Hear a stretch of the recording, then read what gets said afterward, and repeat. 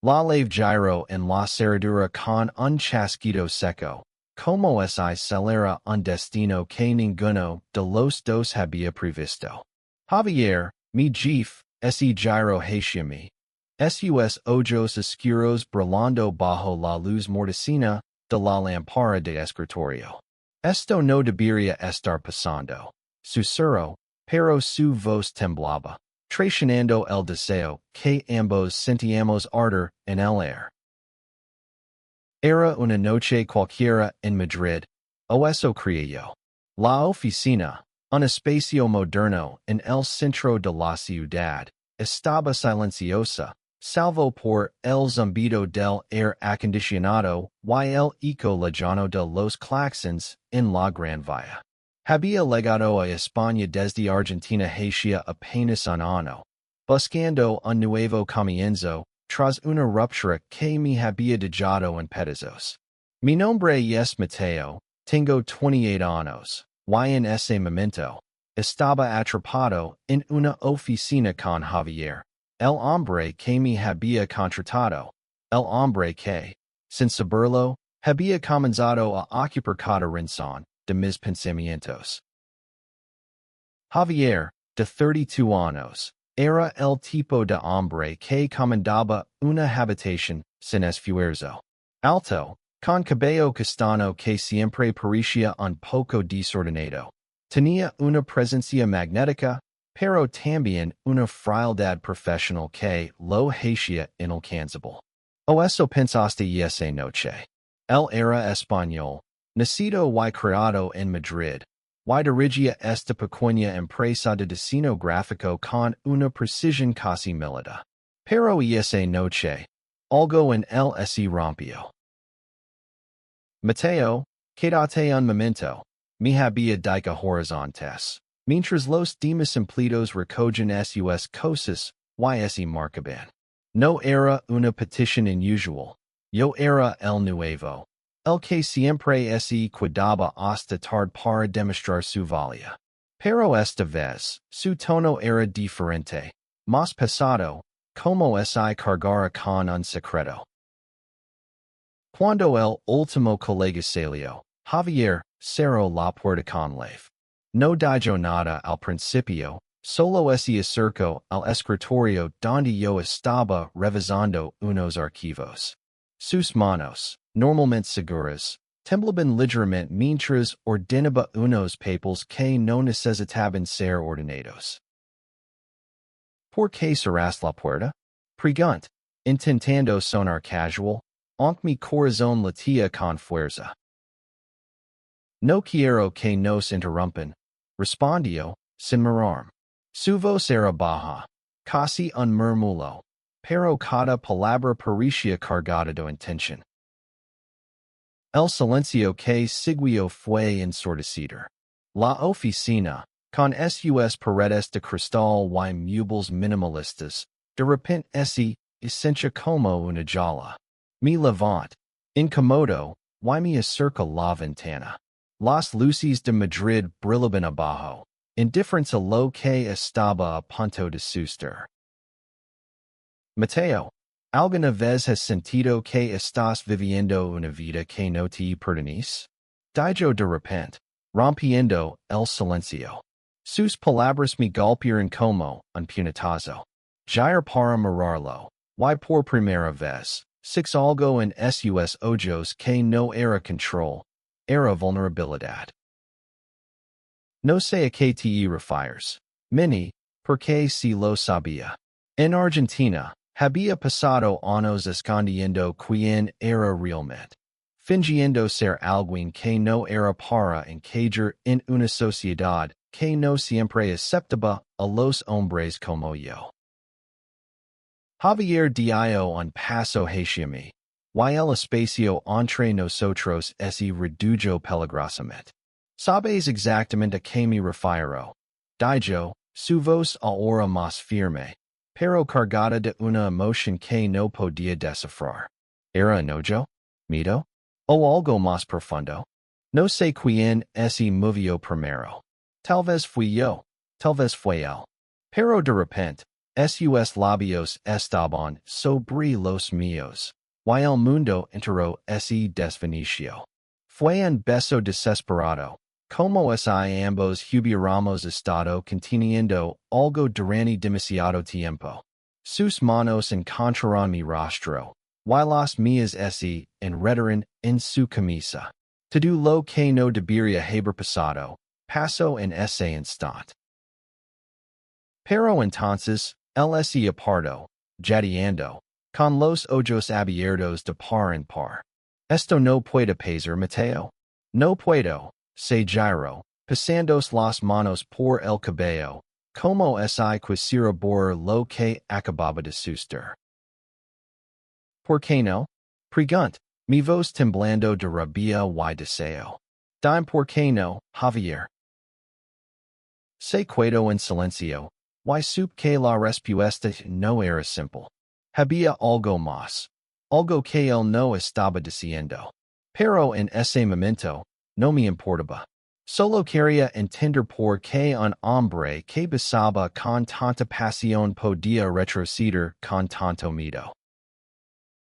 La oficina seguía en penumbra, y el eco de nuestro beso resonaba en el aire.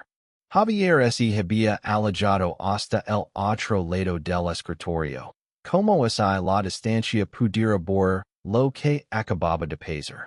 Yo, en cambio, sentía mi piel arder, mi corazón latiendo con una mezcla de euforia y confusión. ¿Por qué no? Repetí, mi voz más fuerte esta vez. Quería una respuesta. Necesitaba entender por qué un hombre como él, que parecía tan seguro de sí mismo, estaba ahora temblando como si hubiera cruzado una línea que nunca debió cruzar. Javier se giró lentamente, sus ojos encontrando los míos. Por un momento, pensé que iba a hablar, a explicarse. Pero en lugar de eso, se acercó a la ventana, mirando las luces de Madrid como si buscaran una respuesta que yo no podía dar. No es tan simple, Mateo, dijo finalmente, su voz baja y cargada de dolor. No es solo esto. Hizo un gesto vago entre nosotros, como si esto fuera algo que no podía nombrar. Tengo responsabilidades. Una vida. Una prometida. Esa palabra fue como un cuchillo. ¿Prometida? No lo había visto venir. En los meses que llevaba trabajando para él, nunca había mencionado a nadie. No había fotos en su escritorio. No había comentarios casuales sobre una pareja. Pero ahora, esa palabra lo cambiaba todo. ¿Estás comprometido? Pregunt, tratando de mantener la calma, aunque sentía que el suelo se desmoronaba bajo mis pies. El asencio, sin mirarme. Se llama Elena. Y es una buena mujer. La conozco desde la universidad. Su familia y la mía son cercanas. Y es lo que se espera de mí. Lo que se espera de ti, replique, incapaz de contener la frustración. ¿Y que hada lo que quieres tú, Javier? Esto? Sin el espacio entre nosotros, el lugar donde hace minutos habíamos estado, tan cerca que podía sentir su aliento. No lo sé, Mateo, admitió, y por primera vez, sono completamente perdido. No sé qué quiero. Toda mi vida he hecho lo que debía hacer. Estudié lo que mi padre quería. Trabajé en lo que se esperaba, y ahora Elena. Pero luego llegues tú. Sus palabras me golpearon con fuerza. Había algo crudo en su confesión, algo que me hacía querer acercarme y abrazarlo, pero también me llenaba de rabia. ¿Cómo podía alguien vivir así? Atrapado en una vida que no era suya. Entonces, ¿qué fue esto? Pregunt, señalando el escritorio donde nos habíamos besado. ¿Un error? ¿Un momento de debilidad? No lo sé, repitió, y su voz se quebró. Solo sé que cuando estoy cerca de ti, no puedo pensar con claridad. Y eso me asusta. El silencio volvió a llenar la habitación. Me acerca él, lentamente, como si temiera que fuera a huir. Javier, no puedes seguir viviendo para los demás. Si esto, es un gesto entre nosotros, significa algo, entonces tienes que enfrentarlo. Él me miró, y por un momento, pensé que iba a besarme otra vez. Pero en lugar de eso, ese apartó. Necesito tiempo, Mateo. Esto no es justo para nadie. En I para ti, en I para Elena, en I para mí. Quiz cortaro. Desero que el tiempo no iba a resolver nada. Que lo que sienta no iba a desaparecer solo porque él lo ignorara. Pero antes de que pudiera hablar, él tomó su chaqueta y se dirigió a la puerta. No le digas a nadie lo que pasó, dijo, sin llorarse. Luego, abrió la puerta y se fue, dejándome solo en la oficina, con el eco de sus palabras y el peso de lo que no debería haber pasado. Los días siguientes fueron un torbellino de emociones. En la oficina, Javier actuaba como si nada hubiera pasado. Sus correos eran fríos, sus órdenes precisas, y sus ojos evitaban los míos con una disciplina que me dolía más que cualquier rechazo. Pero yo no podía olvidar. Cada vez que lo veía, recordaba el calor de su boca, la forma en que sus manos temblaban al tocarme. Intent concentrarme en el trabajo, pero era inútil. Los destinos que solía creer con facilidad ahora se sienten vacíos, como si mi mente estuviera atrapada en esa noche. Decidí que no podía seguir así. Necesitaba respuestas, y si Javier no iba a dormirlas, las buscaría yo mismo. Una tarde, mientras él estaba en una reunión, revisé su escritorio. No estaba seguro de que buscaba. Una foto, una carta, algo que me diera una pista sobre quién era realmente Javier.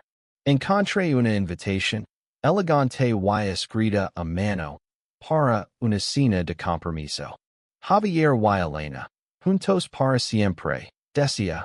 Tenía una punzada en el pecho, pero también una determinación nueva. No iba a dejar que esto terminara así. Esa noche, esperé hasta que todos se fueron. Sabía que Javier se quedaría hasta tarde. Siempre lo hacía. Cuando la oficina quedó vacía, me acerqué a su despacho. Él estaba allí, revisando unos documentos, con la misma camisa blanca que lavaba esa noche. Tenemos que hablar, dije, sin dar tiempo a protestar. Mateo, no es un buen momento, respondió, sin levantar la vista. No me importa, dije, cerrando la puerta detrás de mí. No puedes seguir ignorando. No después de lo que pasó. El suspiro, dejando los papeles a un lado. Mateo, no sé qué quieres de mí. Esto no puede ser. ¿Por qué no? Insistí. ¿Por qué tienes una prometida? ¿Por qué tienes miedo de lo que dirá la gente? ¿O por qué no puedes admitir que sientes algo por mí? Sus ojos se encontraron con los míos, y por un momento, six el mismo fuego que había visto esa noche. Pero entonces, se apagó. No es tan simple, dijo. Mi familia, mi vida todo está construido sobre ciertas expectativas. Si sigo esto, lo pierdo todo. ¿Y qué pierdes y no lo haces? Pregunta. Pierdo la oportunidad de ser quien realmente eres. Javier se quedó en silencio, y supe que mis palabras lo habían tocado. Pero antes de que pudiera responder, su teléfono sonó. Era Elena. Vi su nombre en la pantalla, y algo en mí se rompió. Contestale, Dige, mi vos fria. Vi con ella. Sigu fingiendo. El no contesto el telefono, pero tampoco me detuvo cuando me di la vuelta y salí de su despacho. Esa noche, camin por las calles de Madrid, perdido en mis pensamientos. Sabía que no podía seguir trabajando para él. No es esto iba a seguir destrozando. Pero también sabía que no podía rendirme. Había algo entre nosotros. Algo real. Y no iba a dejarlo ir tan fácilmente. Pasaron semanas. Y la tensión entre Javier y yo se volvió insoportable. Él seguía con su rutina, asistiendo a cenas con Elena, sonriendo en fotos que aparecían en las redes sociales. Pero cada vez que nuestras miradas se cruzaban en la oficina, sentía que algo en él se quebraba. Yo, por mi parte, estaba agotado de esperar, de querer algo que parecía imposible. Decidí que necesitaba un cambio. Comencé a buscar otros trabajos, enviando mi currículum a otras empresas de diseño en Madrid. Pero cada vez que recibía una respuesta, algo me detenía. No era solo el trabajo, era Javier. A pesar de todo, no podía sacarlo de mi cabeza. Una noche, mientras caminaba por el barrio de Chueca, el corazón de la comunidad LGBT en Madrid, six a Javier. Estaba solo, sentado en un bar al aire libre, con una cerveza en la mano y una expresión que no podía descifrar. Me acerqué, sin saber si era una buena idea. ¿Qué haces aquí? Pregunté, sentándome frente a él sin pedir permiso. Él levantó la vista, sorprendido. Solo necesitaba pensar. Dijo, y su voz sonaba cansada. ¿En Chueca? Replique, con una ceja levantada. Chueca no era un lugar al que alguien como Javier, con su vida perfectamente estructurada, iría por casualidad. No sé por qué estoy aquí, admitió, mirando su cerveza. Tal vez porque es el único lugar donde siento que puedo respirar. Sus palabras me sorprendieron. Por primera vez, sentí que estaba viendo al verdadero Javier, no al hombre que se escondía detrás de una fachada. Javier, no puedes seguir así. Dije, inclinándome hacia él. No puedes seguir viviendo una mentira. Él me miró, y por un momento, pensé que iba a negarlo todo otra vez. Pero en lugar de eso, extendió la mano y tomó la mía, justo allí, en medio del bar. Lo sé, susurró, pero no sé cómo salir de esto. Esa noche, hablamos durante horas. Me contó sobre su infancia, sobre la presión de su familia para ser el hijo perfecto, el hombre perfecto. Me contó sobre Elena, sobre cómo la quería, pero no de la manera que ella merecía. Y por primera vez, admitió que lo que sentía por mí era real, aunque lo aterrorizaba. Cuando el bar cerró, caminamos por las calles de Chueca, nuestras manos rozandos, pero sin atreverse a entrelazarse. No sabíamos que vendría después, pero por primera vez, sentí que había esperanza. Los días siguientes fueron una mezcla de euforia y miedo. Javier y yo comenzamos a vernos fuera de la oficina, en secreto, en pequeños bares y cafeterias donde nadie nos conocía. Cada encuentro era como robar un momento al destino, pero también nos recordaba lo frágil que era todo. Una noche, en un pequeño restaurante en Lavapiés, Javier me tomó de la mano bajo la mesa. Quiero intentarlo, Mateo, dijo, sus ojos brillando con una determinación que no había visto antes. Quiero estar contigo, pero necesito tiempo para terminar con Elena, para hacerlo bien. Así, Aunque una parte de mi timia que nunca encontraría el valor para hacerlo. Pero en ese momento, quería creerlo. Quería creer que podíamos tener algo real. Sin embargo, el destino tenía otros planes. Una mañana, mientras trabajábamos en la oficina, Elena apareció sin previo aviso. Era hermosa, con una sonrisa cálida y unos ojos que parecían no guardar ningún rencor. Pero cuando me miró, sentí que algo en ella sabía más de lo que dejaba ver. Javier, ¿podemos hablar? Preguntó. Y su voz era tranquila, pero firme. El asencio, y los 6 desaparecer en su despacho. Me quedé allí, fingiendo trabajar, pero mi mente estaba en chaos. ¿Le había dicho algo? ¿Sospechaba? Cuando Javier salió, parecía destrozado. Ella lo sabe, me dijo en un susurro, cuando nadie más podía escuchar. No sé cómo, pero lo sabe. ¿Qué vas a hacer? Pregunt, mi corazón en un puño. No lo sé. Admitió, y supe que estaba al borde de un precipicio. Y esa noche, no pude dormir. Sabía que todo estaba a punto de cambiar, para bien o para mal.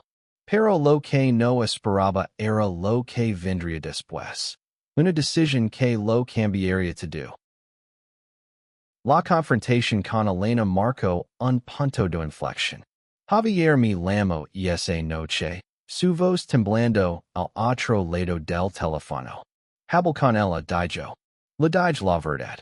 Todo. No supe que responder. Una parte de mí estaba aliviada, pero otra temía lo que vendría después.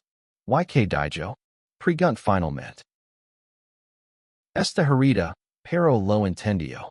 Dijo que siempre supo que algo no estaba bien, pero que no quería admitirlo. Hizo una pausa, y pude escuchar su respiración entrecortada. Me dijo que merezco ser feliz, Mateo. Pero no sé si puedo serlo. Sus palabras me rompieron el corazón. Quería estar con él, ayudarlo a superar esto, pero también sabía que no podía forzarlo a hacer algo que aún no estaba listo para hacer. Los días siguientes fueron un torbellino. Javier canceló su compromiso oficialmente, y la noticia se extendió como fuego en la oficina. Los rumores comenzaron, y las miradas de los colegas se volvieron más pesadas. Yo intenté mantenerme al margen, pero era imposible. Todos sabían que algo había pasado entre nosotros. Una tarde, Javier me pidió que me quedara después del trabajo.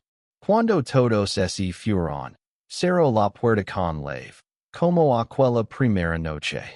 Pero esta vez, no había miedo en sus ojos, solo una claridad que me dejó sin aliento. Quiero intentarlo, Mateo, dijo, acercándose a mí. Quiero ser honesto conmigo mismo, contigo, con el mundo. Pero necesito que estés conmigo en esto. Lo Meyer, y por primera vez, six el hombre que realmente era, valiente, vulnerable, humano. Siempre he estado contigo, respondí, y lo ves, esta vez sin miedo, sin secretos. Los meses siguientes no fueron fáciles. Javier enfrentó el rechazo de parte de su familia, las miradas de desaprobación de algunos colegas, y el peso de reconstruir su vida desde cero. Pero también encontró una libertad que nunca había conocido. Por primera vez, vivía para sí mismo, no para las expectativas de los demás. Nos mudamos juntos a un pequeño apartamento en Malasana, donde las noches se llenaban de risas, música y conversaciones que duraban hasta el amanecer. No éramos perfectos, y nuestra relación tenía sus altibajos, pero era nuestra. Era real. Un día, mientras caminamos por el Parque del Retiro, Javier tomó mi mano y me miró con una sonrisa que nunca olvidar. Gracias por no renderte conmigo, dijo. No fui yo quien no se rindió, respondí. Fuiste tú. Tú eliges ser valiente. Y en ese momento, supe que todo lo que habíamos pasado valía la pena. Porque al final, no se trataba solo de amor, sino de la libertad de ser quienes realmente éramos. El eco de aquella noche en la oficina, cuando Javier cerró la puerta con llave, seguía con nosotros. Pero ahora, en lugar de ser un secreto que no debería haber pasado, era el comienzo de algo mucho más grande. Una vida construida sobre la verdad, el amor y el coraje de enfrentar el mundo juntos.